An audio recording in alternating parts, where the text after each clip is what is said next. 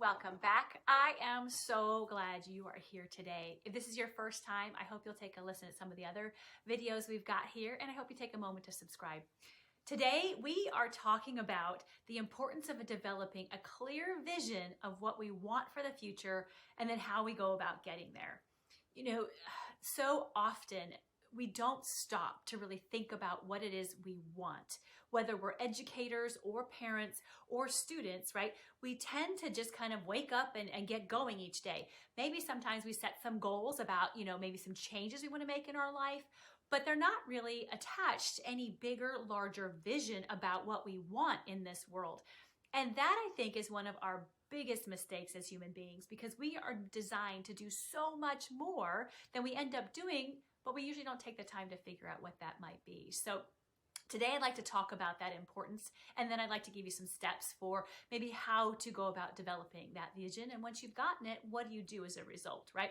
So, if we don't know where we're going, we tend to just spin our wheels and stay where we're at. And we're not really designed to stay stagnant.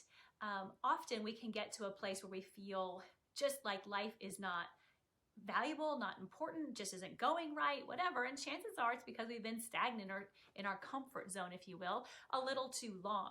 And we're not meant to be there.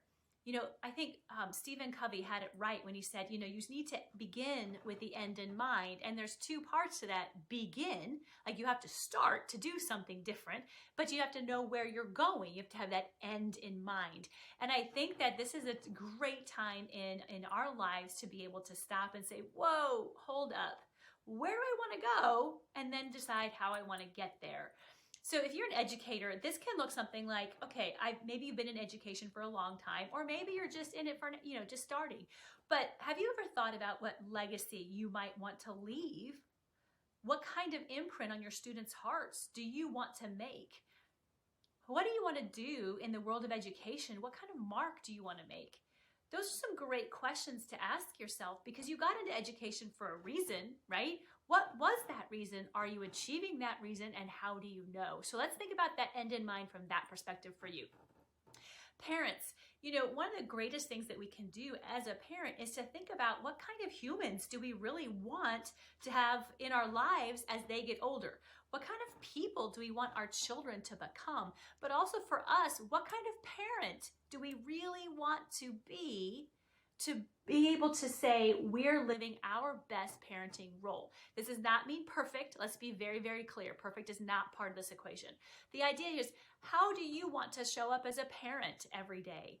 What kind of parent do you hope your kids say that you were as they get older? And trust me, that fear that you're going to mess things up and they're going to end up in counseling, yeah, I know. I had the same one. And guess what?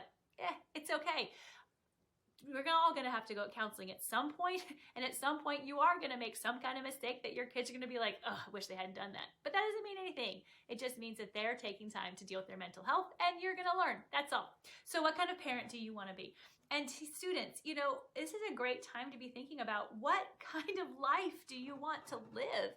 Up until now, you have been told every day, get up, go to this school, go home, do this work. Everybody's done the thinking for you. It's time to start thinking for yourself. What do you want? What do you want out of life? What kind of mark do you want to make on this world? What kind of changes do you want to make? What do you want to fight for? These are some key questions to kind of ask to kind of help you get that clear vision. So once you kind of have an idea of what that might be, and it may not be 100% clear, but it might be less fuzzy than it has been, or even maybe you didn't have one at all, then it's time to take a look and say, okay, so if that's where I want to go, how am I going to get there? And that's going to take probably 3 different aspects. It's going to take for you to kind of backtrack a little bit. Okay, so if that's the end, what does it look like to kind of start from? It's also going to take the time for you to have to do some research. You're going to have to look up some stuff because you don't know what you don't know. So if you want to make some changes, how are you going to go about doing them? If you don't learn about it, you're not going to be able to do it, right? So you need to do a little dreaming, get that little vision kind of fixed up so you kind of know where you're going. Then you got to kind of do some research about it. What is it going to take? And then you need to do a little processing. what does all that really look like? Is that really what I want? Is that really what I want to put in the effort to do? And you may be feeling some overwhelm, and that's okay. It doesn't have to be done all today. And that's the next part, right? Getting that vision and having that idea of where you want to go makes us go, yes, I want to get there, but it's so far away. There's so much more to do. Yes, it is. It's true. That's kind of life, right? So the idea here is, what can you do to make progress this year, right?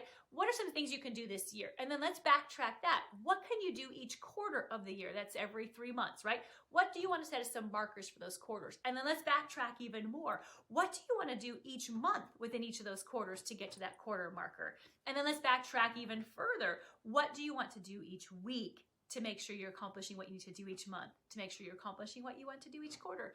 And then let's backtrack a little bit more. What do you want to do today to start to get you where you want to go? These are the things that we can do to make differences, not only in our own lives, but in the world around us. So I hope this has helped you. If you have any comments, please feel free to leave them below. And I hope you have a great day. I'll see you next time.